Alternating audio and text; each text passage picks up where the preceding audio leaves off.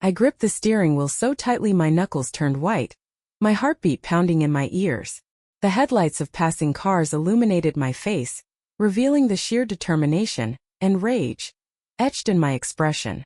"You're being ridiculous, James," I snapped, barely sparing him a glance as I drove down the dark, deserted road. "I'm your wife. This house is supposed to be ours." James sat rigid in the passenger seat, his jaw clenched, his fingers curled into tight fists on his lap. He hadn't spoken in minutes, which only infuriated me further. I took a deep breath, trying to keep my voice steady. "Do you even understand what I've sacrificed for you? For us? I deserve some security, James. It's not just about the house, it's about what it represents." Silence. My frustration bubbled over. "Are you really going to sit there and say nothing? I just asked you for one thing that would finally make me feel like I matter in this marriage.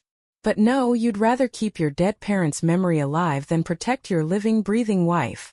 James let out a slow, measured breath before finally turning to me. His voice was steady, but the cold finality in it made my stomach twist. "I told you, Natalie.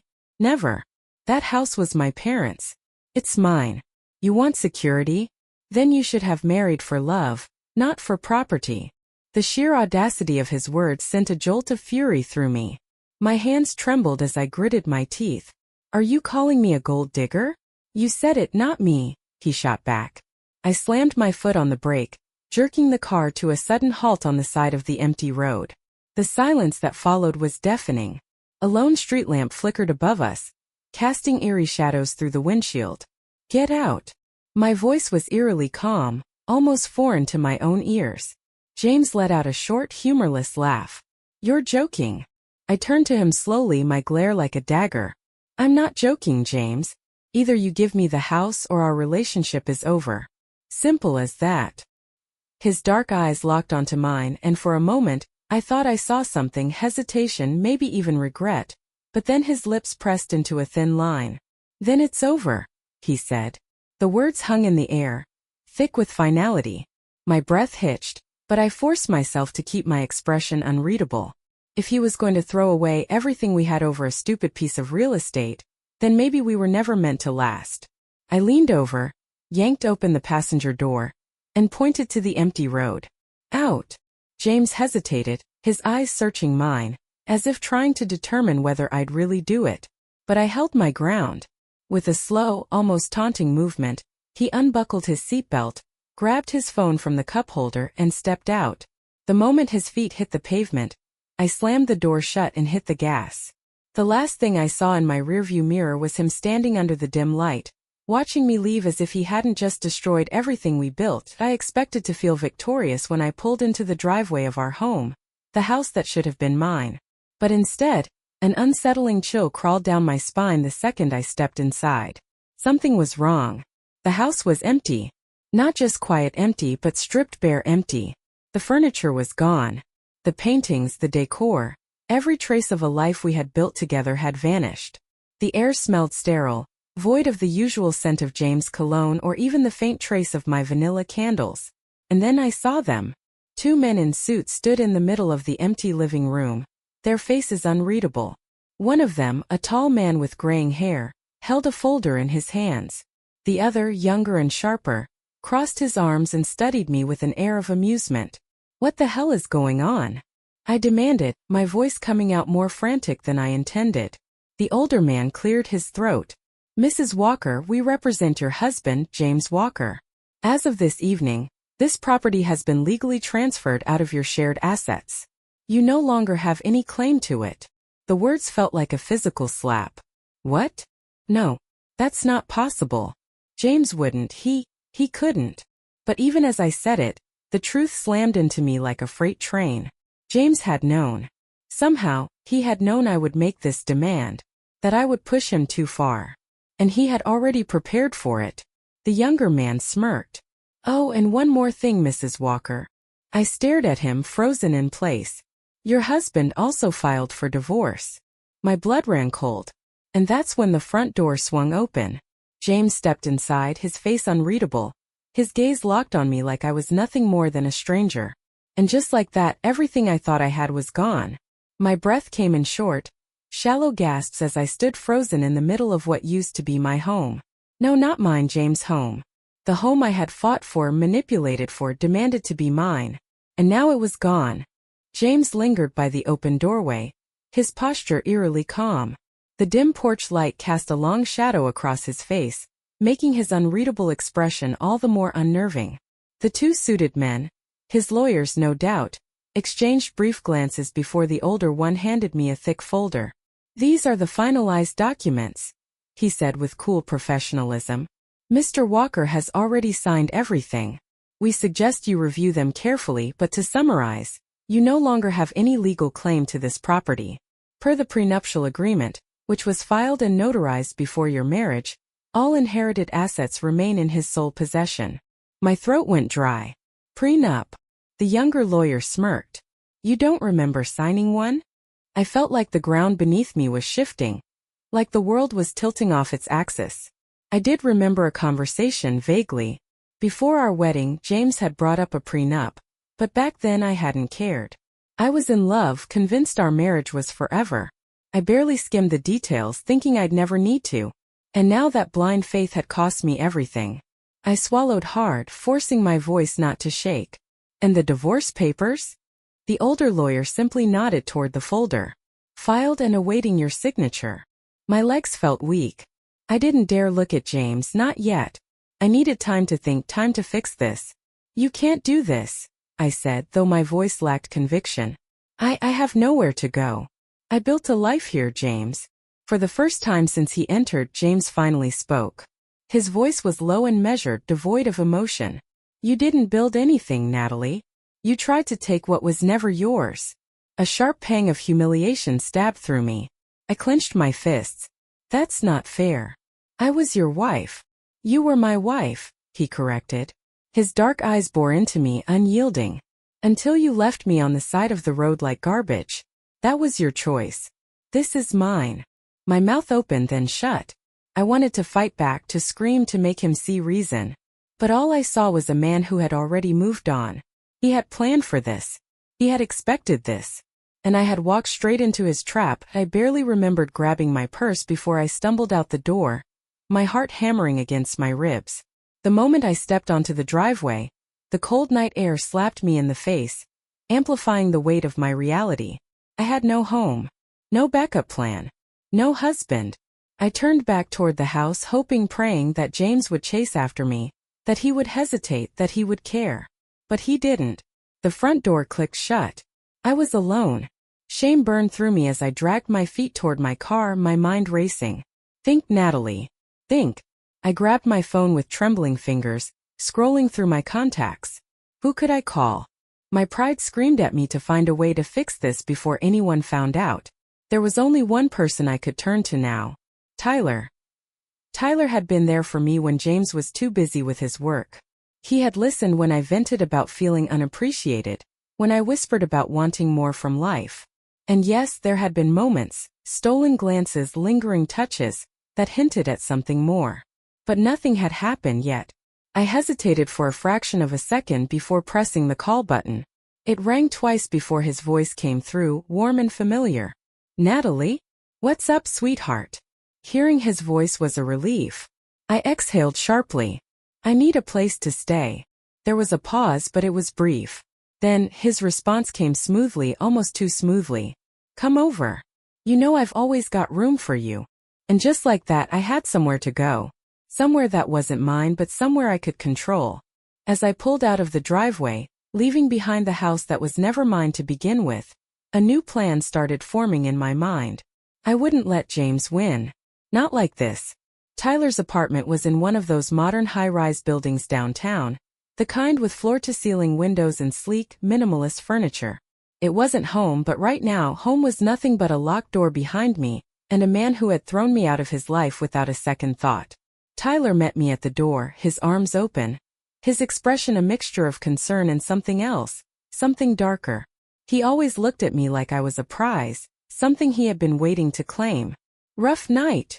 he asked, his voice dripping with amusement. I scoffed, pushing past him and stepping inside. "James blindsided me," I muttered, throwing my purse onto the couch. He had lawyers waiting for me. The house is gone. Everything is gone. Tyler shut the door behind me and leaned against it, arms crossed. So you finally pushed him too far, huh? My head snapped up. Excuse me. He shrugged, moving toward the kitchen. You've been playing this game for months, Nat. We both knew it would come to a head eventually. You wanted the house, he wanted to keep his pride. Now you've both lost something. His words stung, even though they shouldn't have.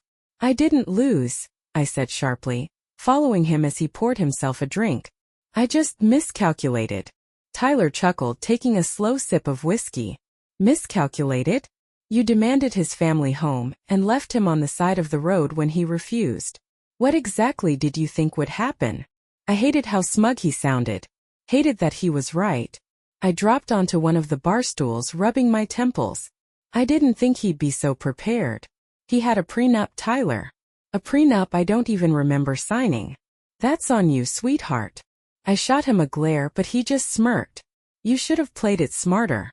Gotten him to put the house in both your names before making demands. I clenched my jaw. I tried, but James has been distant for months.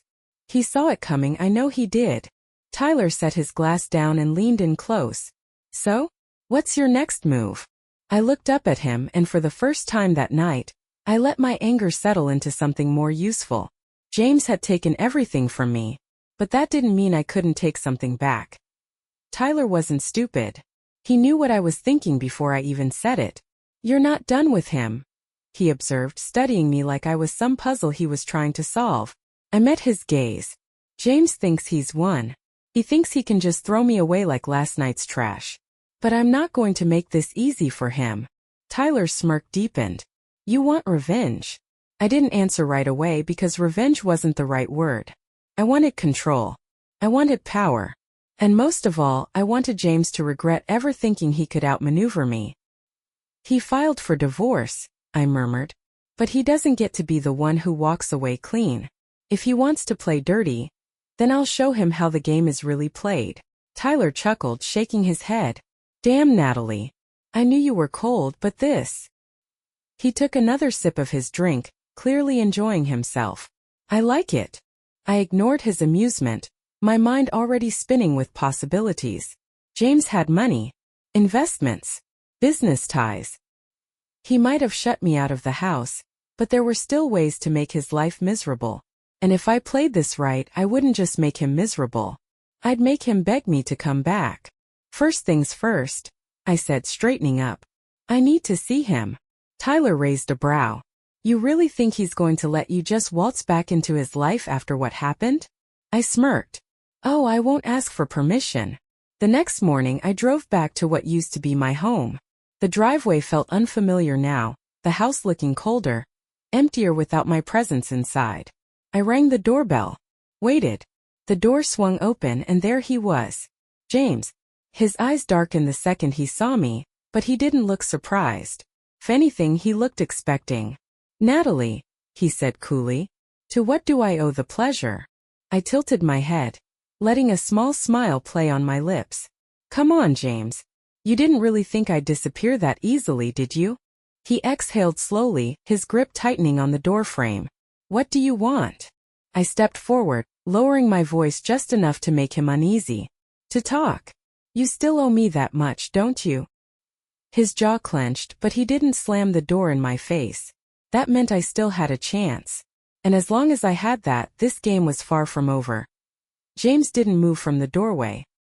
He just stood there, his dark eyes locked onto mine with that same unreadable expression he always had when he was trying to assess a situation.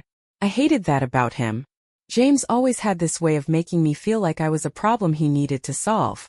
Like I was some sort of equation, and if he just crunched the right numbers he'd have me all figured out. Well, not this time. I don't owe you anything, Natalie, he said, his voice low and steady. Whatever you think you're doing, save yourself the trouble. We're done. I leaned against the doorframe, tilting my head slightly, watching him.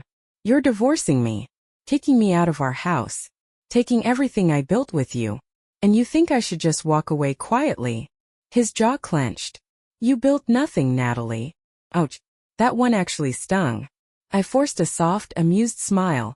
though I felt the heat of humiliation creeping up my neck. You really think you're the winner here, don't you? James let out a slow, measured breath. I think I finally got smart. I studied him for a long moment. He looked tired, like he hadn't slept much since the night I left him on the side of the road. Good. I straightened up and smoothed my blouse. Fine, I said, shrugging. If that's how you want to play it, James. His eyes narrowed slightly, but he didn't take the bait. Smart man. I turned, walking away with slow, deliberate steps, feeling his gaze on my back. As I reached my car, I glanced over my shoulder. By the way, I said, my voice light, almost teasing, you might want to check your bank accounts. His entire posture shifted. There it was. I slid into my car, started the engine, and pulled away, a satisfied smirk tugging at my lips. 'Cause James didn't know it yet, but I had already made my next move. James always thought he was so careful, so precise. But he had one weakness: his absolute faith in control. He thought he had everything locked down, every detail accounted for. That's where he messed up. Because while he had been so busy making sure I couldn't touch his house, he forgot about something just as important: his business. James owned multiple investment properties, and while the house was protected under the prenup, his business was a different story. The company accounts, the liquid assets, those were shared. And I had access to them. Or at least I had. This morning, before I went to see him, I withdrew $50,000 from our joint business account and transferred it into a private account in my name. Legally, it wasn't theft, not yet. As his wife, I was entitled to those funds until the divorce was finalized. And James? Oh, he would hate that I didn't have to wait long for his reaction. Not even 20 minutes after I left his house, my phone rang. I smiled as I answered. James, what the hell did you do? His voice was tight, controlled, but I could hear the anger simmering just beneath the surface. I leaned back in my seat, twirling a strand of my hair between my fingers. Oh, you noticed that, did you? You stole from me. I laughed softly. Stole? That's a bit dramatic, don't you think? We're still legally married, James. I simply took what I was entitled to before you tried to cut me off completely. Silence. And then quietly, you don't want to do this, Natalie. Oh, but I did. Look, I said, my voice turning sweeter, softer, the way I knew got under his skin. You're the one who pushed me out. You took my home. You filed for divorce. I had to make sure I landed on my feet. Can you really blame me for that? Another long silence. Then, in a voice so low it sent a chill through me, he said, You're making a mistake. For the first time, a flicker of doubt crept into my chest, because something about the way he said it unsettled me. Like he wasn't angry, like he wasn't even surprised, like he had already planned for this. And that scared me that I ended the call before he could say anything else. I didn't need to hear his threats, his warnings. James could think he was in control all he wanted, but I had the upper hand now. Or at least, I thought I did. Until I got back to Tyler's apartment and found two men waiting for me in the lobby. Two men in suits. Two men who looked eerily similar to James' lawyers. And that's when I realized I had underestimated him. The moment I stepped into the lobby, I knew something was wrong. Tyler's building was always quiet, the kind of place where the front desk barely looked up when residents walked in. But tonight, two men in sharp suits stood near the elevator, their gazes locked onto me the second I entered. My stomach twisted. I recognized them. James' lawyers. My fingers clenched around my purse strap as I forced myself to keep walking, my heels clicking against the marble floor. I wasn't about to let them see me panic. The older one, the same one who had handed me the divorce papers, stepped forward. Mrs. Walker. I didn't flinch. Didn't react. I just gave him a small, amused smile. Not for much longer, apparently. His expression remained unreadable. We need to talk. I exhaled sharply, already annoyed. About what exactly? The younger lawyer, the one who had smirked at me last time, tilted his head. About that small financial decision you made this morning. Ah, so James did notice the money. I crossed my arms, feigning boredom. Let me guess. He sent you here to scare me. The older lawyer didn't blink. He sent us here to return what's his. I scoffed. That money was in our joint account. I had every right to withdraw it. Not quite. He pulled out a folder and opened it, flipping to the first page. You may have forgotten, Mrs. Walker, but your husband is a very meticulous man. As of last year, the business account you access was placed under a legal trust, one that excludes you from any financial rights to those funds. The room tilted slightly. No, that was impossible. I had always had access. I reached for my phone, scrolling quickly through my banking app. My stomach dropped. The account was frozen. You? My voice came out sharp, disbelief creeping in. You locked me out? The younger lawyer chuckled. Correction. James locked you out months ago. He just never had a reason to enforce it. Until today. A slow, burning humiliation crawled up my spine. I had thought I was one step ahead. But James had already planned for this. The older lawyer closed the folder. Consider this your official notice. Return the $50,000 by the end of the week, or we proceed with legal action. Legal action? James would drag me through the courts. He wouldn't just take the money back, he'd ruin me. I swallowed, masking my panic with indifference. I'll think about it. The older lawyer nodded, as if he already knew what I was going to do. Good evening, Mrs. Walker. They turned and walked out of the lobby, leaving me standing there, my breath shallow, my fingers trembling. James had anticipated me, and that terrified me. When I finally made it upstairs, Tyler was stretched out on the couch, a drink in hand, watching some late-night talk show. The moment he saw my face, he smirked. Let me guess, James didn't take the bait? I threw my purse onto the counter, ignoring how unsteady my hands felt. He was 10 steps ahead of me. Tyler whistled low. Damn. Guess your husband's smarter than we thought. I exhaled sharply. He froze my access. I can't touch the money. Tyler sat up, his eyes gleaming with something between amusement and admiration. Gotta say, kind of impressive. Most guys would have crumbled by now. I shot him a glare. Not helping. He shrugged. Just saying. You might need to try a different angle. I narrowed my eyes at him. Like what? Tyler's smirk deepened. Like him. I froze. What? He leaned forward, resting his elbows on his knees. You want leverage? You want to take back control? Then stop playing defense. Make him want you back. I blinked. You're the one telling me to go after my husband? He chuckled. Oh, I don't mean stay with him, sweetheart. I mean make him miserable. Remind him what he lost. Get in his head. Make him doubt himself. Something dark and satisfying curled inside me. James thought he had me cornered. But if there was one thing I knew how to do, it was get under his skin. And I wasn't done yet. The next morning I did something I hadn't done in months. I went to James' office. Not unannounced, I was smarter than that. No, I sent an email first. Something vague, something carefully crafted to pique his interest. James, I think we should talk. About us. Natalie. He didn't reply.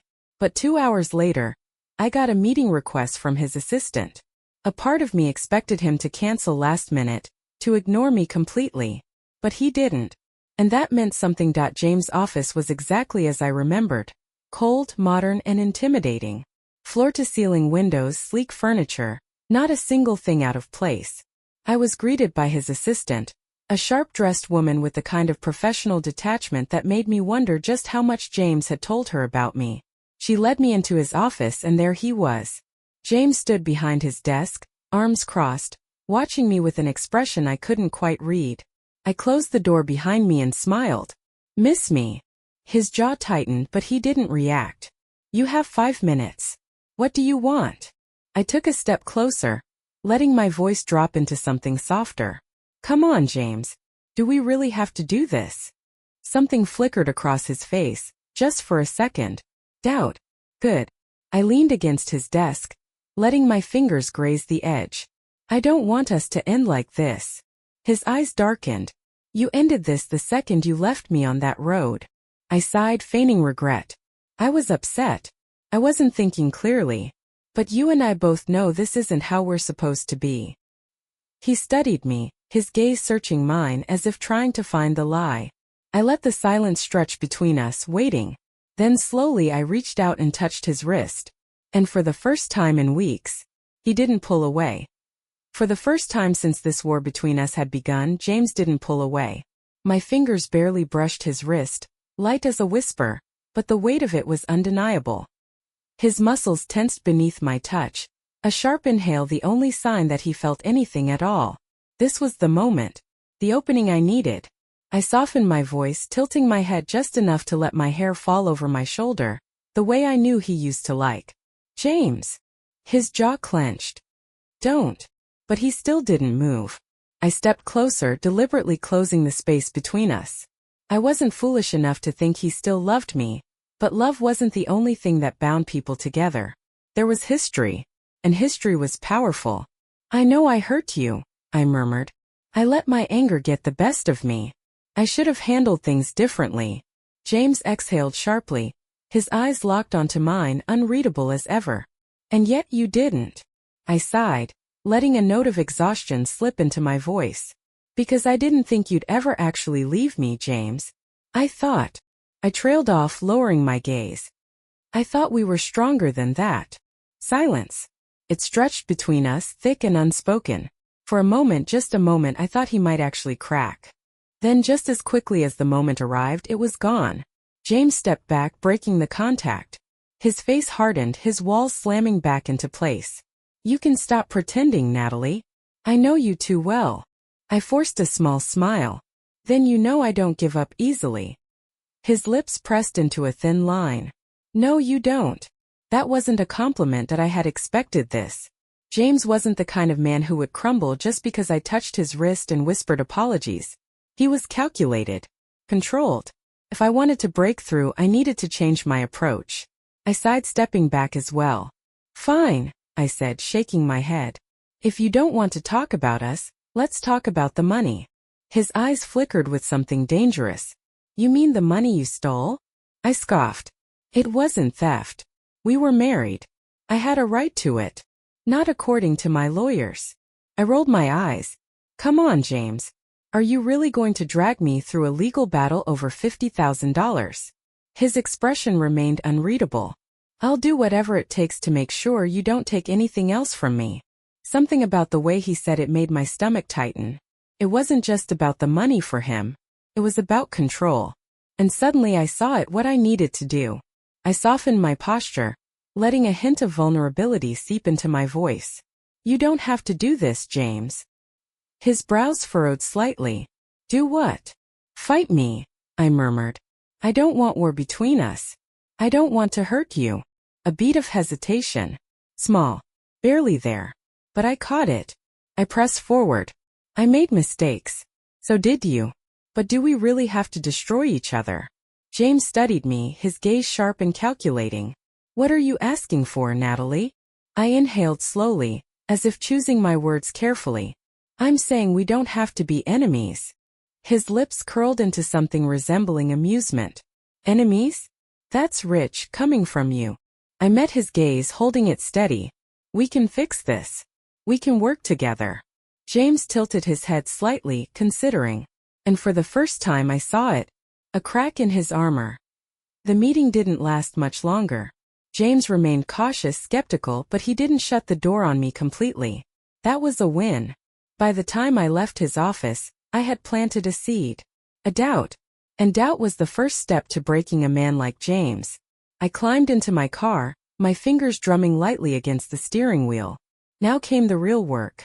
Because James might have thought this battle was his to win, but I had just changed the rules. James thought he had me figured out. He thought I was predictable, that I was just another desperate woman grasping at what little control I had left. But what he didn't understand, what he never understood, was that I wasn't the kind of woman who accepted defeat. I adapted. And that's exactly what I was doing now. I had walked into his office expecting to hit a wall, expecting him to be completely shut off from me. And while he had tried to keep his distance, I saw it. The hesitation. The flicker of uncertainty. James was still angry, still bitter, but beneath all that, he wasn't sure. And that was all I needed. Tyler was waiting for me when I got back to his apartment. He was lounging on the couch, scrolling through his phone, a beer in one hand. The moment I stepped inside, he smirked. So? How'd it go? I dropped my purse onto the kitchen counter and walked over to the liquor cabinet, pouring myself a drink. Better than expected. Tyler raised an eyebrow. Meaning? Meaning, I said slowly, taking a sip. He's not as certain as he wants to be. Tyler chuckled, shaking his head. You really think you can reel him back in? I set my glass down and met his gaze. I don't need to reel him in. I just need to make him hesitate.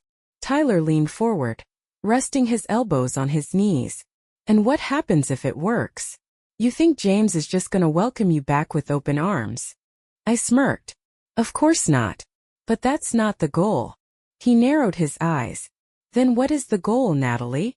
I picked up my drink again, swirling the liquid slowly. Control. James thought he was in control. He thought he had closed the door on me, frozen me out of his life, his money, his house. But if I could get inside his head, if I could make him doubt his decisions, then suddenly he wasn't the one leading this war anymore. I was. The next step had to be subtle. I couldn't push too hard, too fast. Instead, I needed to remind him of what we had. What he lost. Which was why, 2 days later, I showed up at his office again. Not unannounced. I made sure to schedule a meeting through his assistant, keeping things professional. The moment I walked in, I could tell he wasn't expecting me to actually follow through. He sat behind his desk, arms crossed, his expression carefully neutral.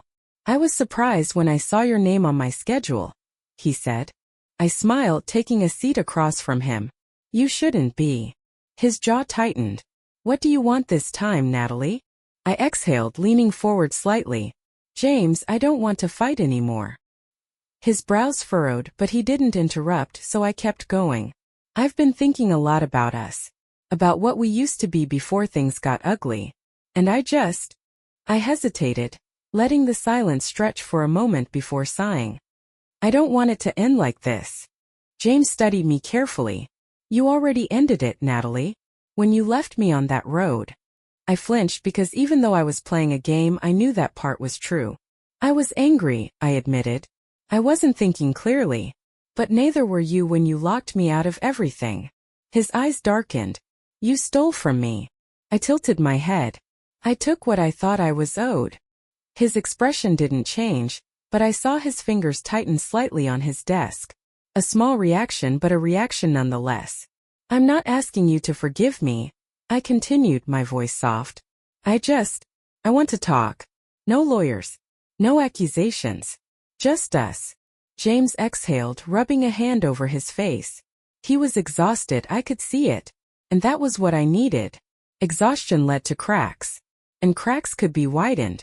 Finally, after a long silence, he spoke. Fine, he muttered. One dinner. Just to talk. My lips curled into a victorious smile, but I masked it quickly, nodding instead.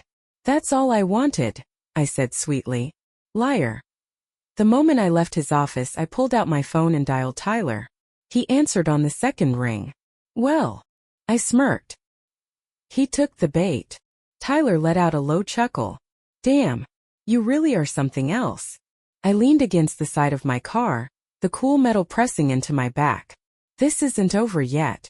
I need to make sure he's completely vulnerable before I strike. And how do you plan on doing that? I smiled. Simple, I murmured. I'm going to make him want me again. James thought this was just a dinner.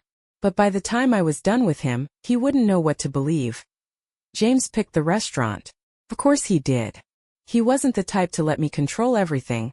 He had to remind himself he was still in charge, still holding the leash he thought I had severed. But that was fine. Let him think that. I arrived 5 minutes early, taking my time adjusting my dress in the mirror of my car. Nothing too revealing, James would see right through that. No, I needed subtlety. Elegance. Something that reminded him of the woman he had once wanted more than anything. By the time I walked into the restaurant, he was already waiting. James looked sharp. Dark navy suit, no tie, the top 2 buttons of his shirt undone. It was a look he knew worked for him, one that made women glance twice. I wondered if that was intentional. If he was trying to make me see what I had lost. The problem for him was I already knew what I had lost.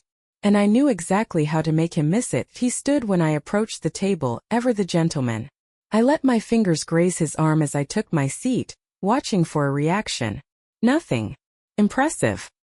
He poured me a glass of wine without a word. His expression carefully blank.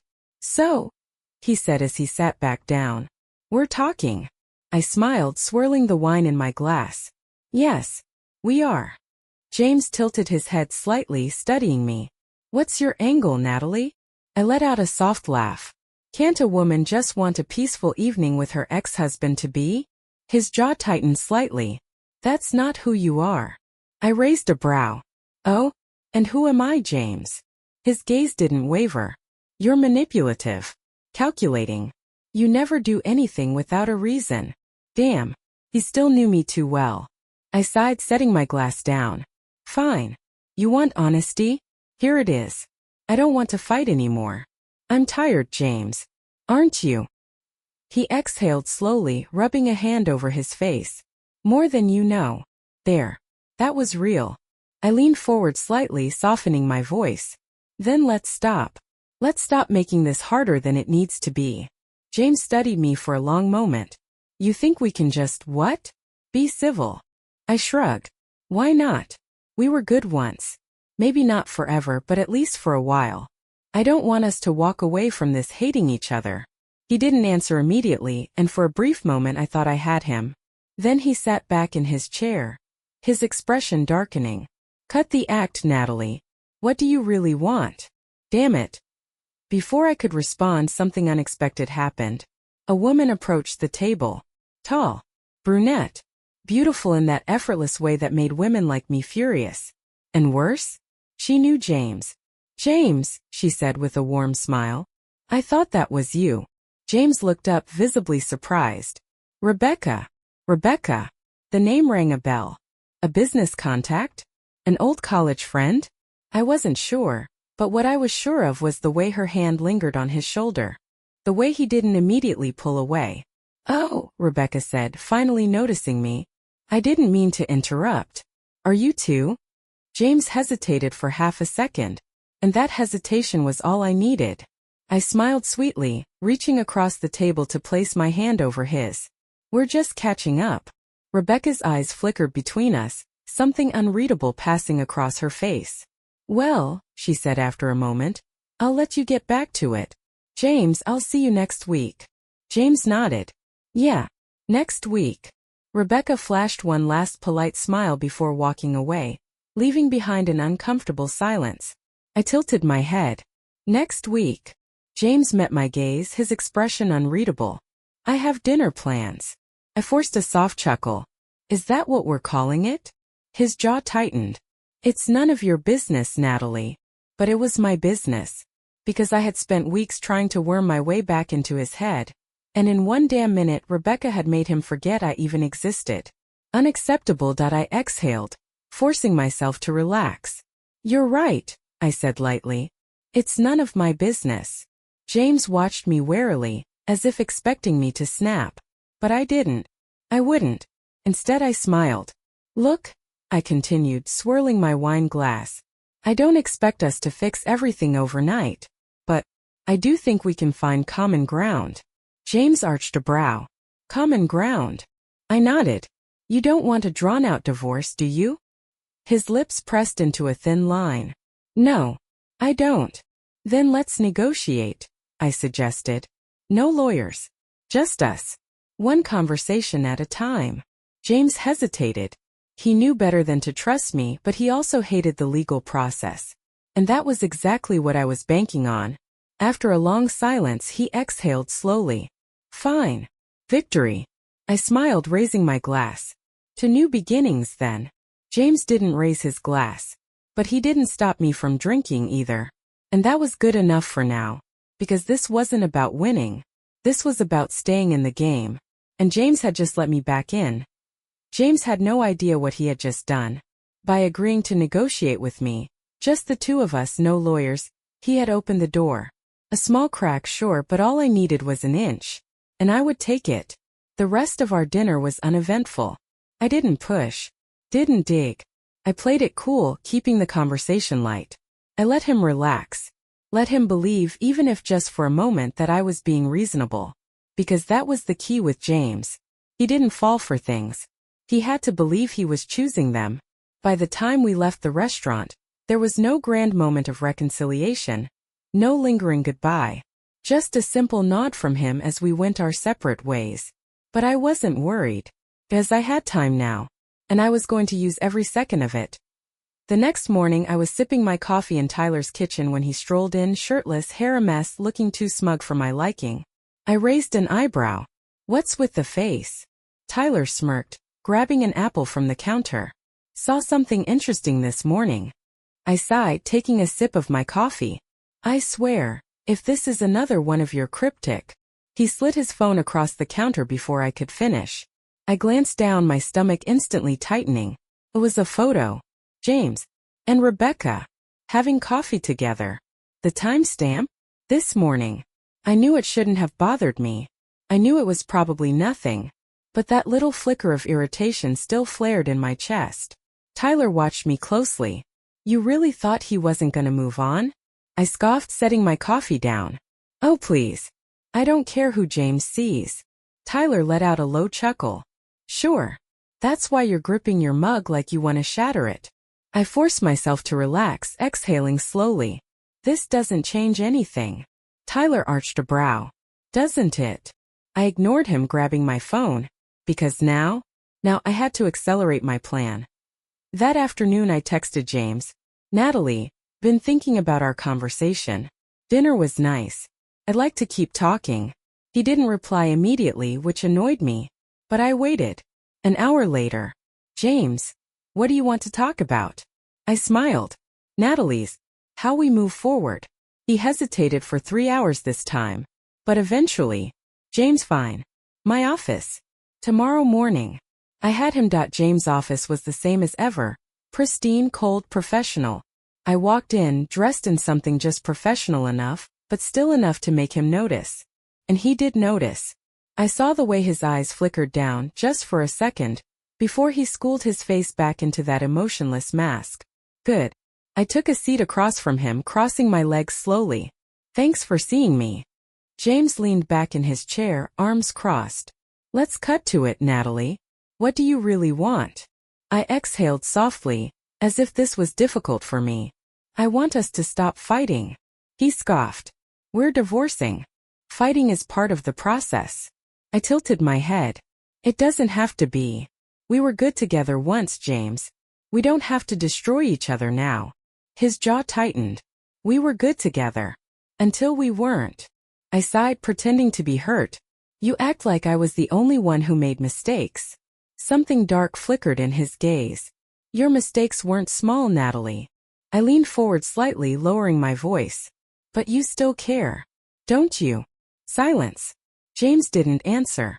He didn't say yes. But he also didn't say no. And that was my answer. James didn't answer. He just sat there, his jaw clenched, his hands gripping the edge of his desk like he was trying to keep himself from saying something he'd regret. That was how I knew I had him. The anger, the restraint, it was all a mask. And masks could be broken. Slowly, carefully, I leaned forward, lowering my voice to just above a whisper. "If you really didn't care, James, you wouldn't be here. You wouldn't still be talking to me." His eyes flickered just for a second, but I caught it. I always caught it. For a moment he didn't move, didn't speak. The tension between us was thick, suffocating. Then suddenly he stood up. "You should go." I blinked, caught off guard. "What?" James walked to the window, running a hand through his hair, exhaling sharply. "I let you back in for one conversation. That was a mistake." "A mistake?" No, I had him. I knew I did. I stood up too, forcing myself to stay calm. "James. Stop, Natalie." He turned to face me, his expression unreadable. "I know what you're doing." I tilted my head. "And what am I doing?" His lips curled into something cold, something final, trying to make me doubt myself. I felt my pulse quicken. "That's not. You think I don't see it?" He stepped closer, his voice sharp. "You pull me back in just enough to make me question everything. You act like you want peace, but really you just want control." I opened my mouth, but he wasn't done. "And you almost had me, Natalie," he murmured. "For a second I almost believed you." My stomach twisted. "But you forgot something," he continued, his gaze locked onto mine. "I'm not the same man who let you walk all over him." His words hit harder than I expected. Because they were true. James had changed. He wasn't the man who used to compromise for me, who used to bend whenever I pushed. This James? He had already decided. And I had just lost. For the first time in this entire war between us, I felt something I hadn't felt before. Panic. I had underestimated him. Again. I had thought I could make him doubt. Make him hesitate. But James had already closed the door. And now? Now he was locking it. He stepped back, his voice calm, steady. This conversation is over. I'll have my lawyers send the final paperwork. After that, we're done. I swallowed hard, my throat suddenly dry. James, we don't have to. We do, he cut in. Because the difference between you and me, Natalie, is that I know when something is over. I hated the way my chest tightened. Hated the way my hands trembled slightly at my sides. James wasn't just ending our marriage. He was erasing me. And for the first time I had no move left to play. I turned, walking toward the door, forcing myself to keep my head high. I wouldn't let him see me break. I wouldn't give him that. But as I reached for the handle, he spoke one last time. I did love you once, you know. I froze. His voice was softer now, almost sad. I wanted to turn around, wanted to say something. But what was there left to say? James had made his choice.